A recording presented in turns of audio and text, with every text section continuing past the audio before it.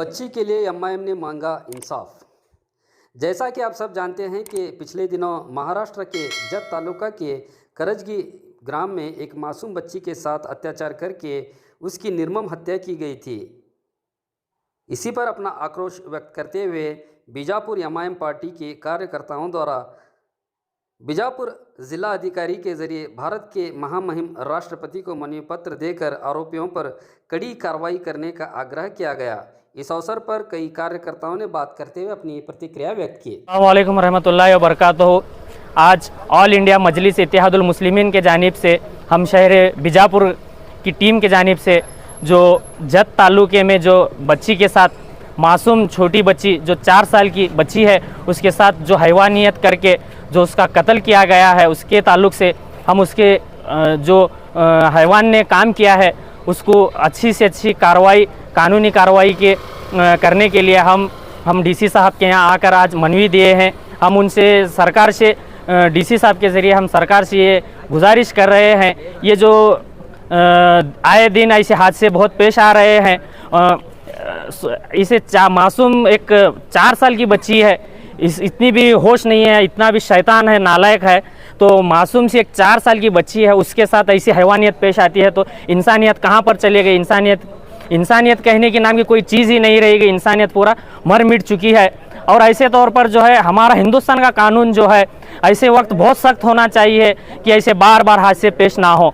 ये जो हिंदुस्तान में हमारे जो है मुसलमान ही नहीं, ये आज मिसबा करके ही नहीं, ये मुसलमान नहीं है, इसे कोई जात धर्म का नाम मत दो। इस यहाँ पर जो है कोई मज़हब के साथ भी ये हो रहा है, ख़ास तौर पर दलितों के साथ हो रहा है, माइनॉरिटीज़ के साथ हो रहा है, पिछड़ों के साथ हो रहा है, मुसलमानों के साथ हो रहा है। ये हर एक के साथ ये हो रहा है, हर एक के साथ ये हादसे हो रहे हैं। सुनने में आता था कि 18 साल के बच्ची के साथ हुआ, 14 साल के बच्ची के साथ हुआ। अब ये सुनने के बाद वाकया हमारे जिस्म के रोमटे खड़े हो रहे हैं। मासूम सी खेलने वाली बच्ची जिसका बचपना अभी है, उसे सही से बात करने नहीं आ रहा, बोलने नहीं आ रहा, मासूम सी 4 साल की बच्ची है, उसके साथ भी ये हादसा पेश आ रहा है। इसकी सिर्फ़ और सिर्फ वजह यह है कि हमारे हिंदुस्तान में जो है सख्त कानून बन नहीं पा रहा है। गैर मुमालिक में आप देखें, दूसरे अदर्स कंट्रीज़ में देखें, वहाँ पर क्या कानून है। अगर ये सिचुएशन आती है, ऐसे कंडीशंस में क्या कानून लागू होते हैं वहाँ पर, तो यहाँ पर क्या होता है, अरेस्ट होते हैं। अरेस्ट भी होना है तो बड़ी मुश्किल से अरेस्ट होते हैं, फिर अरेस्ट हो गए, फिर ऐसा वैसा करके फिर उनको बेल मिलती है, फिर वो बाहर घूमते हैं, फिर वही काम होता है। तो ऐसे चीज़ों पर यहाँ पर हम हमारे राष्ट्रपति और हमारे प्रधानमंत्री साहब से गुजारिश कर रहे हैं। ऑल इंडिया मजलिस इत्तेहादुल मुस्लिमीन के जानिब से हम पुरजोर हम दबाव के साथ हम गुजारिश कर रहे हैं कि इस पर सख्त से सख्त कानून हिंदुस्तान में जारी किया जाए, क्योंकि हर लड़की हो, हर मासूम बच्ची हो, हर माँ बहन हो, हिंदुस्तान में सर उठाकर जिएगी। अगर ऐसा ही होता रहा फिर बाद में हमारे हिंदुस्तान के जितने भी माँ बहनें हैं, बच्चियाँ हैं, वो खतरे के माहौल में जी रहे हैं।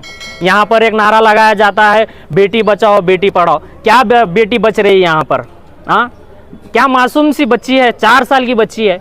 अरे इतना भी तुम्हें समझ में नहीं आता? जो तुम लोग जो तख्त पे बैठे हो, जो कुर्सी पर बैठे हो, जो तुम सरकार चला रहे हो, क्या चला रहे हैं आप? बेटी बचाओ बेटी पढ़ाओ, ये नारा तो आपका है ही है। क्या इसमें आप क्या काम कर रहे हैं? हाँ, बेटी बच रही है यहाँ पर, 4 साल की बच्ची है, इतना भी आपको समझ में नहीं आ रहा है कि वो हैवान अभी भी आपके इसमें जी रहा है। वो हैवान को क्या सजा देंगे आप? क्या बेटी बचाएंगे आप? हाँ, आपको ये जवाब देना है। हुकूमत वाले जो हुकूमत चला रहे हैं, हम हुकूमत से गुजारिश कर रहे हैं, अगर आपको हुकूमत में अगर बेटी बचाओ बेटी पढ़ाओ जो नारा है आपका, वो अगर सही में तौर पर आप ग्राउंड में इम्प्लीमेंट कर रहे हैं तो बहुत अच्छी बात है, नहीं तो आप सरकार चलाने के लायक भी नहीं है आप। अब इसको अरेस्ट किया गया और क्या मांगे? और क्या मांगे? आइंदा अरेस्ट करना, बेल होना, ये तो होगा। इसका एक मिसाल कायम रहना है कि अगर ये चीज़ हुआ तो आइंदा कोई नहीं करना, वैसी मिसाल कायम करना। इसके लिए जो कानूनी बन पड़ता है वो इसके ऊपर कानून लागू होना, हो सकता है इसको फांसी की सज़ा देना, इसको जो हो सकता है वो काम करना। आइंदा हिंदुस्तान में ऐसा वाकया फिर दोहराना नहीं। वैसी क्या लगता है कि सरकार की लापरवाही या फिर किसी और की? ये सरकार की तो लापरवाही है, क्योंकि हर कोई आजकल माहौल हर गुनाह आम हो गए हैं। ये सिर्फ रेप करके ही नहीं, मर्डर हो रहे हैं, क्या नहीं हो रहा है। कानून सख्त हो गया तो कोई ज़्यादा क्रिमिनल नहीं होंगे, रेप के मामले नहीं आएंगे। कानून सख्त होना चाहिए मेन।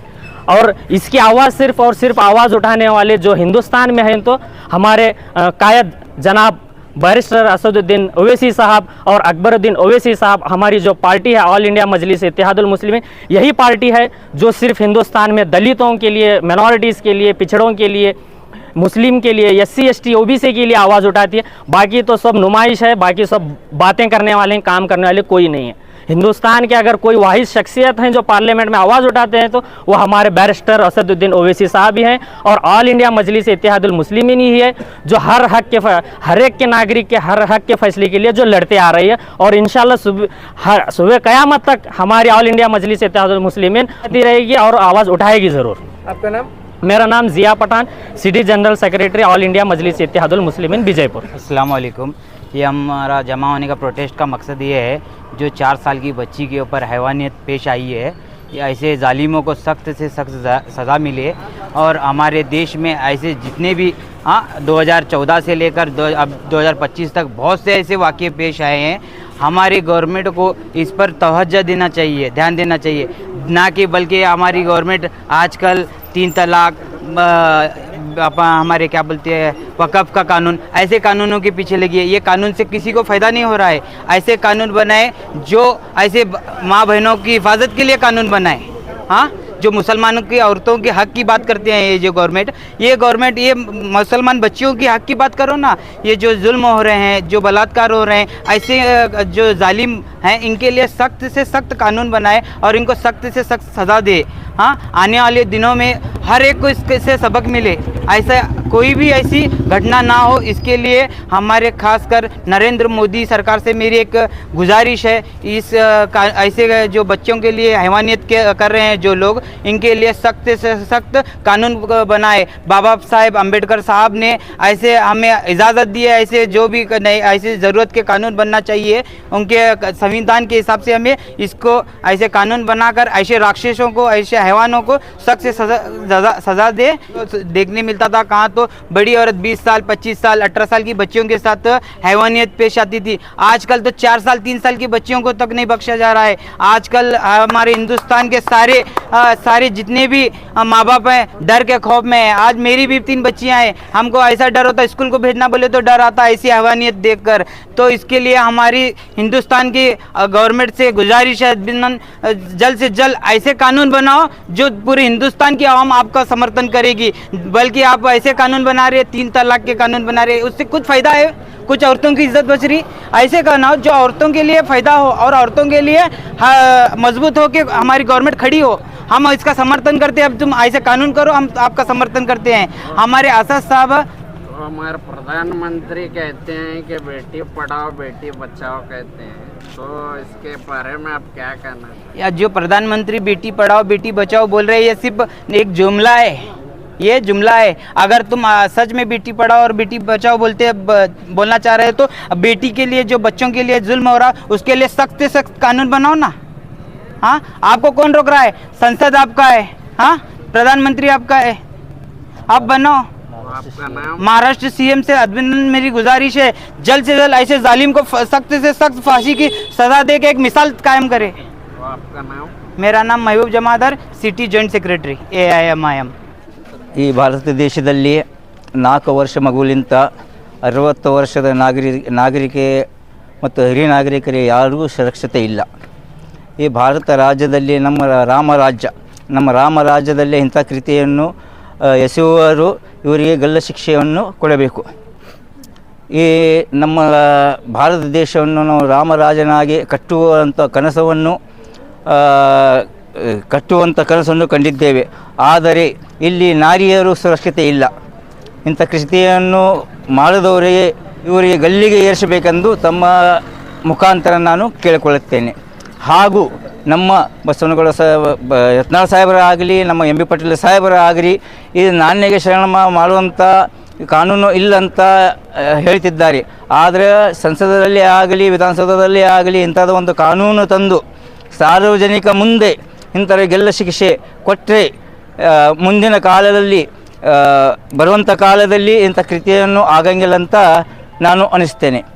ಇವತ್ತು ಕೋಲ್ಕತ್ತಾದಲ್ಲಿ ಒಂದು ಡಾಕ್ಟರ್ ರೇಪ್ ಆಗಿರಬಹುದು, ಹತ್ತಿರದಲ್ಲಿ ರೇಪ್ ಆಗಿರಬಹುದು. ಇಂಥ ನೀಚ ವ್ಯಕ್ತಿಗಳು ನಮ್ಮ ಭಾರತ ದೇಶದಲ್ಲಿ ಬದುಕಲಾಗಿ ಕೊಟ್ಟಿದ್ದೇ ನಮ್ಮ ದುರ್ದೈವಿ. ಇಂಥ ಆರೋಪಿಗಳು ನಮ್ಮ ದೇಶದಲ್ಲಿ ಬದುಕಬಾರ್ದಂತ ನಾನು ಇವತ್ತು ಡಿ ಸಿ ಸಾಹೇಬರ ಮುಖಾಂತರ ಮತ್ತು ನಮ್ಮ ದೇಶದ ಹೆಮ್ಮೆ ರಾಷ್ಟ್ರಪತಿಗಳಾದ ದ್ರೌಪದಿ ಮುರ್ಮು ಅವರಿಗೆ ಕಳಕಳಿಯಾಗಿ ವಿನಂತಿಸಿಕೊಳ್ಳುತ್ತೇನೆ. ಮತ್ತು ಹಾಗೆ ನಮ್ಮ ಪ್ರಧಾನಮಂತ್ರಿಗಳಾದ ನರೇಂದ್ರ ಮೋದಿಯವರಿಗೆ ನಾನು ಕಳಕಳಿ ವಿನಂತಿಸಿಕೊಳ್ಳುತ್ತೇನೆ. 4 ವರ್ಷದ ಮಗುವಿನಿಂದ 60 ವರ್ಷದ ಹಿರಿ ತಾಯಂದಿರು ಇವತ್ತು ಸುರಕ್ಷಿತ ಇಲ್ಲ. ನಾವು ಈ ಸೀತೆ ಮಾತೆಯ ಇಂಥ ದೇಶದಲ್ಲಿ ಇದ್ದೇವೆ. ಅವರು ಗೌರವಿಸುವ ಮತ್ತು ಅವರಿಗೆ ಒಳ್ಳೆಯ ಸ್ಥಾನಮಾನ ಕೊಡಬೇಕಾದ ನಾವು ಹೆಣ್ಣುಮಕ್ಕಳಿಗೆ ಈ ಒಂದು ಚಲೋದಾದ ಒಂದು ಕಾನೂನು ತಂದು ಇವರಿಗೆ ಒಂದು ಮಾದರಿ ಆಗಬೇಕಂತ ನಾನು ಇವರ ಬಳಿ ಕೇಳ್ಕೊಳ್ತೇನೆ. ತಮ್ಮ ಹೆಸರು? दादा पीर शेख, ऑल इंडिया मजलिस इत्तेहादुल मुस्लिमीन ट्रेजरर. फांसी दो, फांसी दो, आरिफी को फांसी दो, फांसी दो, फांसी दो, आरिफी को फांसी दो. इंसाफ करो, इंसाफ करो, इंसाफ करो. 4 साल की बच्ची ಬೇಕು ನ್ಯಾಯ ಬೇಕು, ಬೇಕೇ ಬೇಕು ನ್ಯಾಯ ಬೇಕು. ಎಲ್ಲಿವರೆಗೆ ಹೋರಾಟ? ಗೆಲ್ಲುವರೆಗೆ ಹೋರಾಟ. फांसी दो, फांसी दो, आरोपी को फांसी दो, फांसी दो, फांसी दो, आरोपी को फांसी दो. जिंदाबाद, जिंदाबाद, जमाया